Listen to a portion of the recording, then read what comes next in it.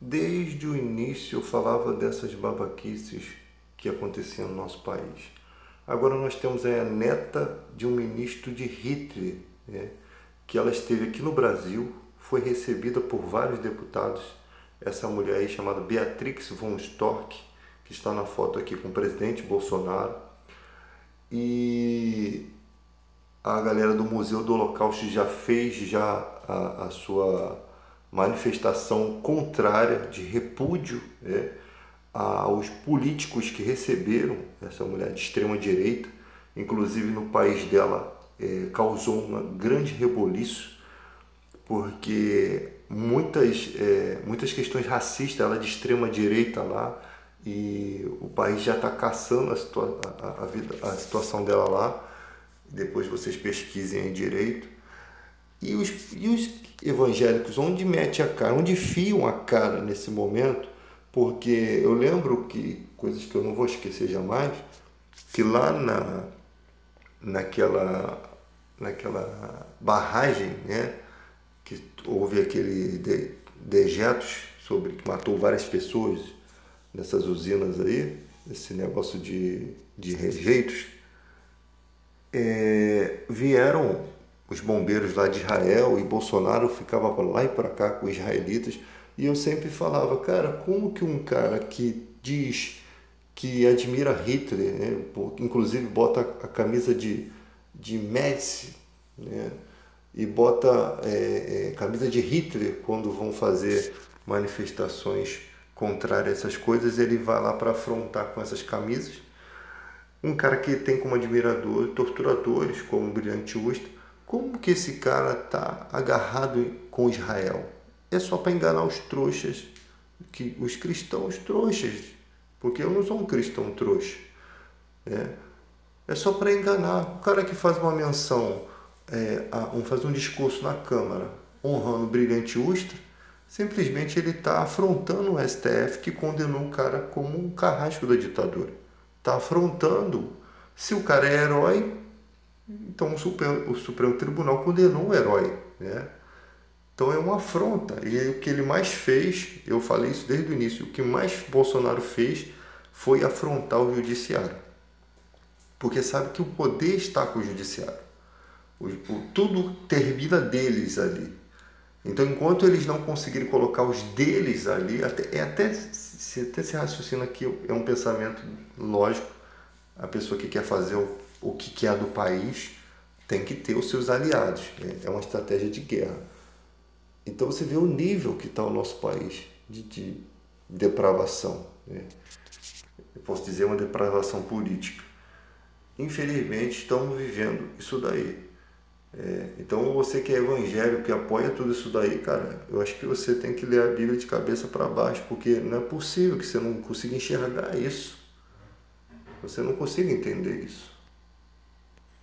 Inclusive, eu lembro que eu falei nos outros vídeos anteriores da homenagem que o Bolsonaro fez, e ele sempre arruma alguma coisa para fazer quando está sendo perseguido, para tirar o foco da imprensa. Ele fez uma homenagem ao Carlos Alberto de Nóbrega, aquele cara lá da Praça Nossa.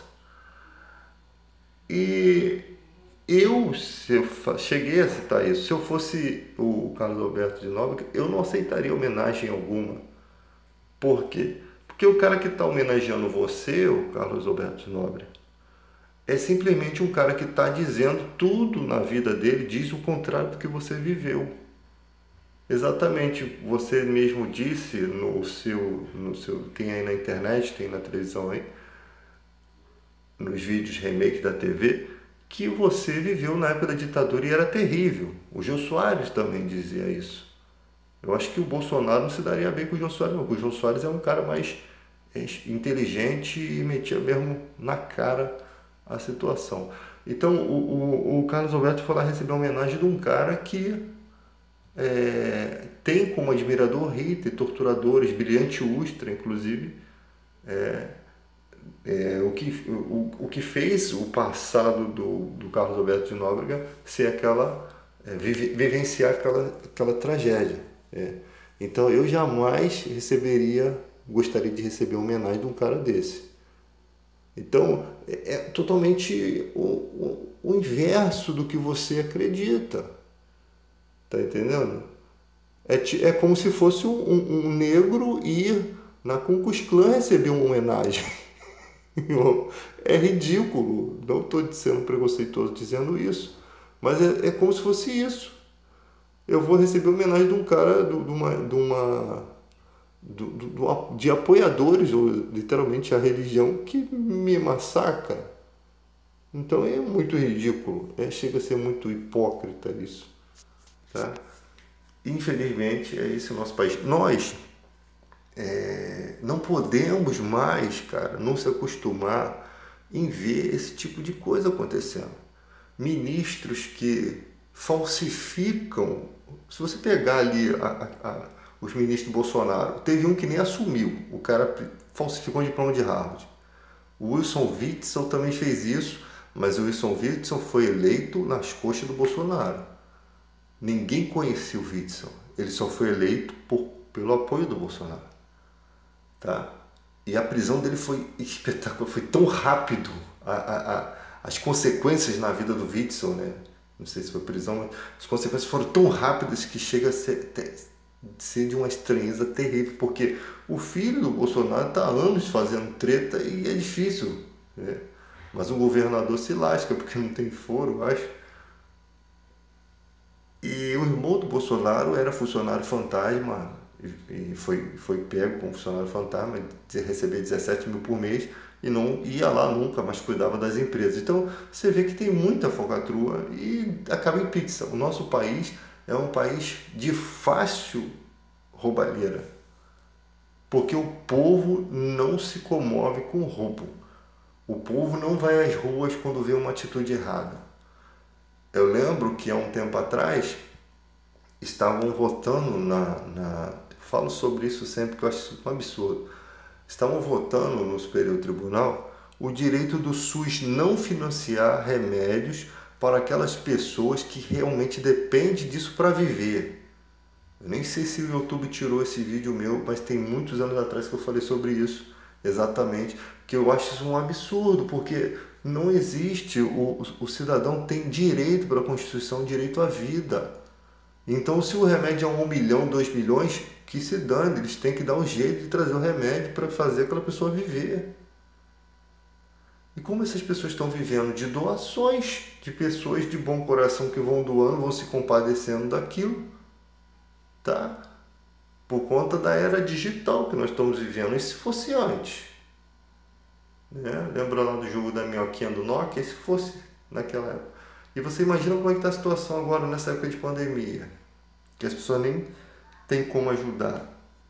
Então isso não convém ser objeto de votação. Não tem discussão sobre isso. Já é garantido pela Constituição esse direito, já é garantido.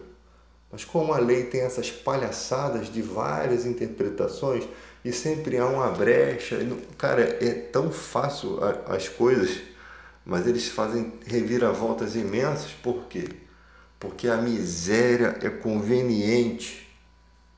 O único filme, o único documentário que eu já vi na minha vida falar a realidade do Rio de Janeiro é o Tropa de Elite 1 e 2. É a verdade nua e crua que está ali. Tanto que esse filme nem ia para o ar, né? Ali é a realidade nua e crua, que tudo começa em Brasília. Que o nosso sistema brasileiro não tem poder contra os adversários, né? A bandidagem que está se evoluindo. Podem até tentar mostrar algum poder, mas não tem. Não tem porque são muito fortes. Mas como isso pode mudar? Nós temos que mudar esses caras que estão lá dentro.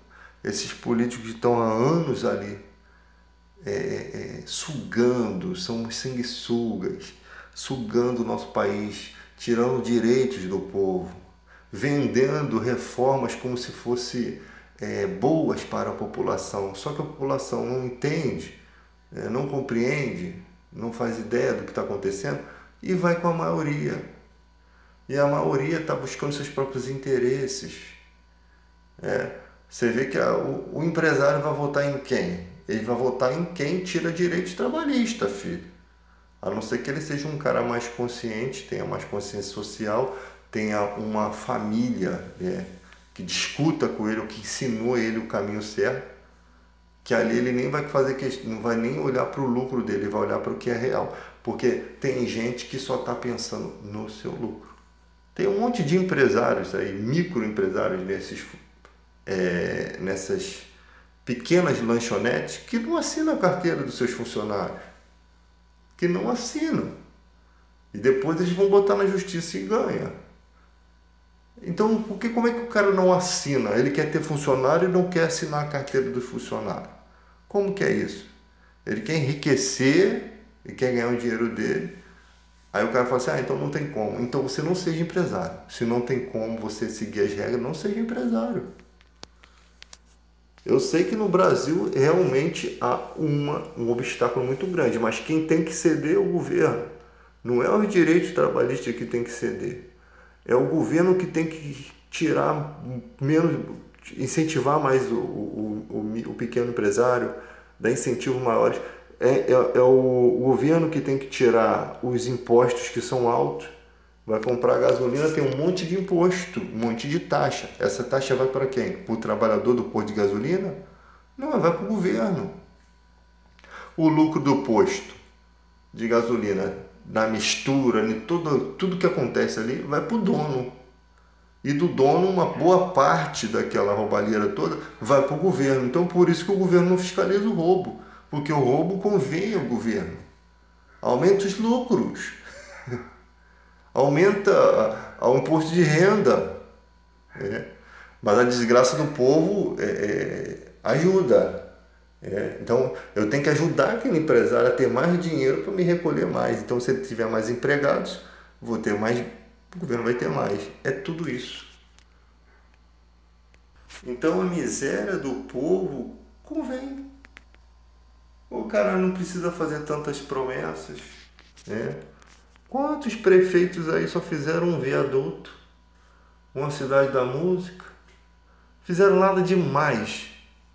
Aí depois saíram, colocaram o secretário de obra para ser o prefeito, que não fizeram nada além de roubar.